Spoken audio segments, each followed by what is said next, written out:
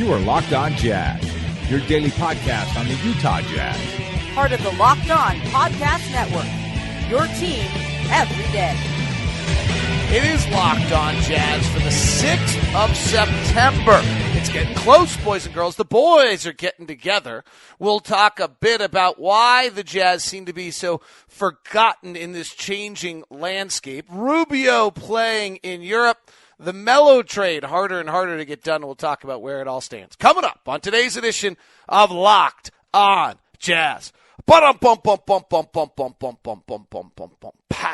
How are you? I'm David Locke, radio voice of the Utah Jazz, Jazz NBA insider. Thanks so much for tuning into today's program. And thank you very much for making this one of your main podcasts that you listen to each and every day. Thank you very much. Tell a friend or three about it while you're at it. That's how people find out about podcasts as we're getting ready for the season. I'm telling you, you want to have friends that are smart, so have them listen to the podcast as well. Hope everything's going great for you. Our plan, we'll start revving up a little bit more here as we get a little bit closer into the season with training, opening of media days coming here at the end of September. Our first preseason game is the 2nd. We're a month away from our playing the Phoenix Suns for our 3rd preseason game, so it is definitely right around the corner. By the way, today's show is brought to you by Murdoch Hyundai. My good friends over at Murdoch Hyundai with the Tucson and the Santa Fe, and great deals for you this September. You can go find Murdoch Hyundai at 4646 South State Street. I'll tell you a little bit more about them as the show goes on. All right, let's get to a bunch of just kind of conversation pieces. There's nothing new and breaking involving the Jazz right now. I gotta give a credit. I want to give a shout out. Well, two things. We're going to actually do some expanded coverage this upcoming season on a .com. I can't get into the whole deal with it, but there'll be a little bit more expanded coverage for you. But I want to give credit to a group who I don't know that well. A bunch of the names look familiar to you. But there's some guys, I think they're over at Fansided, the J-Notes. They've just done a bunch of really good work. And I want to just and they're continually just putting out whatever little pieces of news are out there. And Ryan Aston and some of those guys, I just wanted to give them a shout out. So I just feel like they've done really, really good work. Sorry about that. We had a little thing pop in there. All right, let's get to various little news things. So I am doing a bunch of preseason preview pods. I did Nate Duncan for the Jazz, and I did a pod with Josh Lloyd on Locked On Fantasy Basketball. And it's interesting to me what I kind of feel is going on, and I have another pod coming up today in which I'm doing with Adam Maris and Danny LaRue on the Northwest Division. And what's interesting to me about where the Jazz are and why people are reacting how they are to things is, like, the first question in the offseason review is, like, who got better and who got worse in the Northwest Division? And we're the only ones that got worse. And so I think people are slightly overreacting to that. I'm usually one who is fairly concerned and not as optimistic about how we're going to do as everybody else. And I'm a bit bullish compared to where Vegas has us and some other people, because I think what this has done is Denver got better. They added Paul Millsap, and though they did lose Danilo Gallinari, who was really good, Minnesota got way better. They added Jimmy Butler, but they have no spacing at all. Oklahoma City got way better. They added Paul George and gave up very, very little in the process. And so when you start to kind of look, Portland got probably better by getting Nurkic at the end of last year, and we didn't. And so the really natural thing, I think, is for everyone to say, well, everybody got better and the Jazz didn't, and to knock the Jazz down, maybe forgetting about what some of the strengths are of where Utah sits. And I actually get it. I don't think it's some disrespect or any of those kind of things. But I do think that there's been a forgotten element of what the Jazz strengths are. Now, our weakness, which is going to be the ability to score, is so abundantly obvious to everyone that it's very easy to kind of sick your fangs into that and establish the fact that that's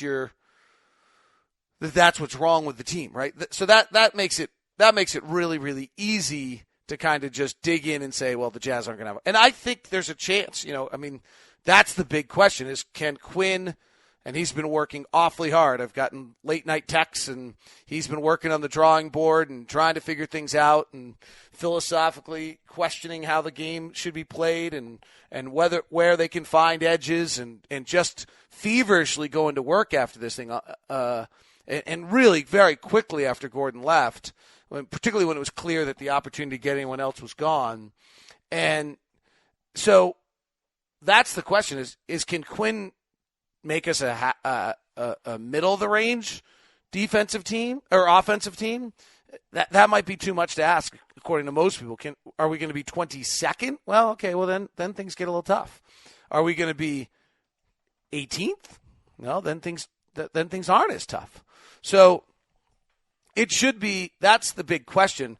But it's interesting to me, just kind of, I'm doing this pod today. Who got better, who got worse? That's very clear. A move or pick that stood out to you for whatever reason.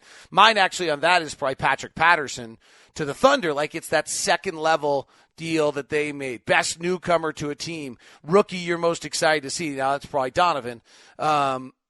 I have to think. I don't think there's anybody else. And rank the teams 1 through 5 in terms of regular season record. It's very easy to take Minnesota and Oklahoma City and Denver and Portland and put them all ahead of Utah. Very, very easy to do. So, the idea that we're going to have 4 or 5 playoff teams from this division while they're all beating each other up, playing each other is hard to imagine.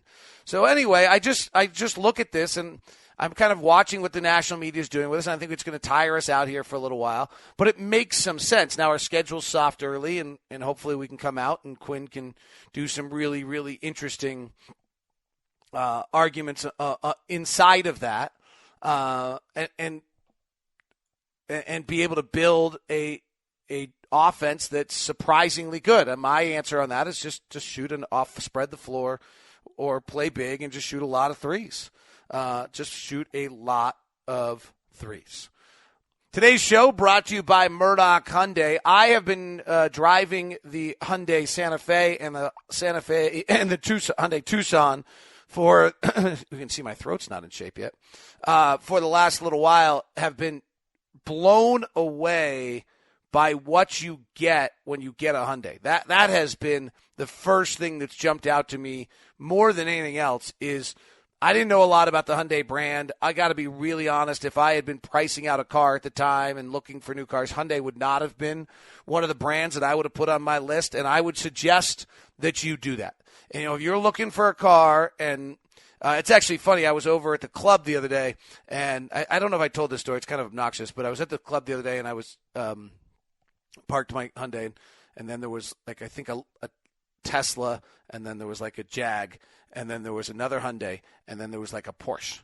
And the guy who owned the other Hyundai was walking out with me, and we kind of laughed and smiled, and I said, "What's your story on that?" And he goes, "Well, I actually drove, I can't remember what it was, like a Honda or an Acura, and I got in a wreck, and they gave me, the rental car gave me a Santa Fe, and I was blown away by what I could get for the price and what it was. So then I actually priced out, and I just went and bought a new one once I got the money back from my insurance after my car got totaled, because I, after driving it as a rental, realized it was just such an incredible value. And so we kind of had this good chuckle that here we are in these cars with all the features and all the bells and whistles, and the two of our cars combined for probably $60,000, and there wasn't one car on that list, that line of cars, that actually was worth half that probably, so, or 2 times that. So anyway, I'm not sure that's the relevant story, but I just shared it. So smart people are making this decision. The Murdoch family is a bunch of really good people. They have, prided themselves in making sure that when you leave, you speak well of the Murdochs. I think that's just the best way you can think about it, is that when you leave one of their stores, whether it's, in Murray, in Logan, or in Layton, you're going to feel as though you got something special. And you've got the Hyundai Assurance, which is the 100,000-mile guarantee. So check it out. Murdoch Hyundai, 4646 South State Street. Be sure to tell them I sent you, just so that, I don't know, then I can call Blake and see another person stop by. So Rubio's playing well in Europe. They haven't really played anyone yet. Eurobasket 2017 is going on. It does mean he'll be kind of ready. Boris is playing in it, by the way, which is cool. He scored 13 points and played in it, and that's fun to see, because I didn't know what his status, whether he's, you never know with Boris. But it's good to see him still playing and being engaged in it along the ways. Rubio and Spain are favored. And they got to win it, because it gets them a spot in the Euro, for the Olympics and for the World Cup. These are fairly big games. They played a close game against Croatia, which is the first time they've played a close game. I think they played Montenegro and the Czech Republic and Romania, and I think they were winning by 45. It was nice. They played a close game the other day. Rubio played more minutes than he has played. He had 13 points, 4 steals, 4 assists, 3 rebounds. Croatia's good. Croatia's got Saric and Bogdanovic and some of those guys. So that's a pretty good team. What's interesting right now about Rubio is that he had shot well in those blowout games. He had shot very well in those blowout games. He did not. He went 2 of 7 against Croatia. I think 5 threes, 2 of 5 from 3. And he's been hitting the 3. And remember, in the second half of last season, he was very, very good. And there's still that wild card about him, that he's such an elite free throw shooter. It's been going on for 7 years, though, that you think he should be able to shoot better. Good to see that Rubio, getting that time out there, should be ready to go. Many of the guys are in, I don't know exactly, but usually right after Labor Day, everybody gets together. You'll kind of start hearing about most teams being together. It's not mandatory. They kind of pop in and out of town. It's an open gym. It's not organized practice. It's going on in pretty much every team in the league. It's just they go play, right? They're just getting their legs underneath them. They're playing better games.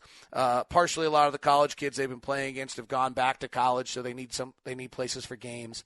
The Jazz practice facility is not quite ready yet. I'm hearing maybe as early as next week, at least floor-wise. And so the next step on that is, I think that they're going and playing in either Santa Barbara or San Diego or somewhere like that. So those guys, they're kind of doing the guys have gotten themselves together off-site as a group. So good to hear. Rubio obviously can't be there. I don't know what Gobert's status is and some of those items, but that is the plan. It was the plan that those guys were going to get themselves together, non-mandatory, not particularly organized, but at least some collectiveness together. We're winding down to when that, is Melo really going to camp in like 3 weeks with the Knicks? I don't think so, but I go back to the conversation I had with Locked on Knicks about this, that there's really a lot of leverage on the Knicks end of things. The Knicks would like to get something for him, but to some extent, the Knicks are better off just riding another year with Carmelo, either as that they sit him and he doesn't play, crazy, or as a guy who, they just deal with for a year, and he's got to be good because of the fact that Kylie Jenner, the youngest. Because, gosh, Mike, can I get more things to pop up? For all the nice things I just said about J-Notes, I'd like to thank them for single-handedly destroying today's show. But I think that when for the Knicks, they've got to get something. If they're not going to get a good deal, there's no impetus for them or urgency for them to make that trade. So that's kind of the next big story that has to go before we hit media day along the as we get closer here. So it should be a Melo trade that then pushes the landscape a little bit more. We heard the rumors recently about the possibility of having the Jabari Parker Milwaukee involvement, but I think the Knicks may have asked for Jabari Parker, but I don't know that but Jabari's, it's an interesting one. I think Jabari is available, and you've got to kind of try to figure out what it is about and what he is as a player. One, knee-wise, and two, is he so great offensively that his positional ambiguity and his defensive inadequacies are enough to allow you to hope to win? I've never been convinced on that. I think he's a great offensive player. A tremendous amount of people have kind of believe he's going to be, if he ever gets healthy, one of the great scorers in the league. But I think he could be a great scorer in the league, a la the likes of Glenn Robinson, the big dog in Milwaukee, a little bit more than the scorer of a winner kind of type, helping everyone else get better. All right, that is just a quick update for you. I'll try to pop back in this week. Maybe Friday. I'm going to go on an arena tour. Let's do that. We'll do Friday. I'm going to go on an arena tour Thursday, so I'll have a bunch to tell you on Friday. Thanks very much for tuning in. It is Locked On Jazz, part of the Locked On Podcast Network. And remember, you can tell Alexa or Google to play the Locked On Jazz podcast as well. Hey, Google, play the podcast Locked On Jazz. Sure, playing the latest episode of Locked On Jazz. Locked On Jazz, August 31st. Kind of cool, huh? Isn't that cool? All right, you can do that as well. Thanks very much for tuning in. We greatly appreciate it. Well, I do. I don't know who else does. Well, Murdoch does because they paid for spots on this. By the way, if you'd like to advertise, email me at dlock09@gmail.com. That's dlock09@gmail.com. I'm doing the inventory for this upcoming season right now, and the spots are available. Talk to you soon. Thanks very much for tuning in.